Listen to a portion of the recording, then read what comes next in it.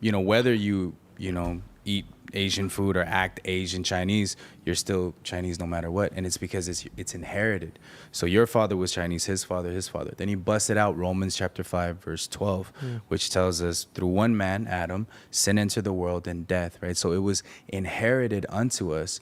And he was explaining a little bit about Cain and how Cain was a murderer. No one taught him how to murder. No one taught him covetous and envy in his heart, but he produced that. So he said, you're normal. That's the first time I ever heard like you sinning, doing all those evil things was normal. And I was like, what?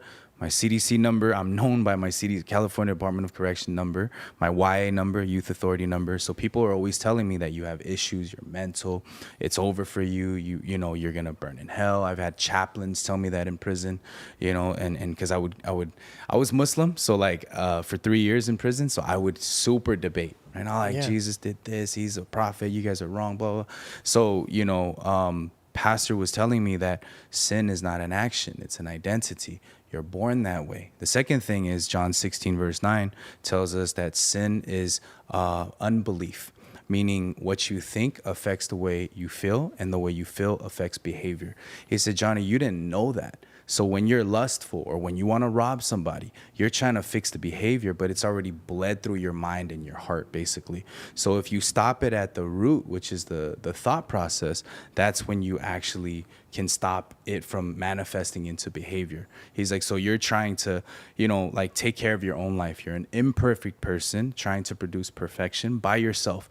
And that's why you keep living happy, sad, up and down, up and down. And what he called it, sin, repent lifestyle. You'll sin, and then you try to like do better, and then change your mind and turn away from it, and then you'll sin again. So you keep going this up and down, and that's why you were empty. That's what really hit me, because I was like, he doesn't know me. I've never told him I was empty. I'm acting all happy and cool. You put the facade on, right? And he I saw put right the through mask it. on, right? And he was like, I know you, bro, So I asked him, Pastor, how do you know me, right? And he's like, I don't know you, but the Bible knows you. My pastors have read the Bible 70 plus times, at this point. So he's like he says he thinks in verses.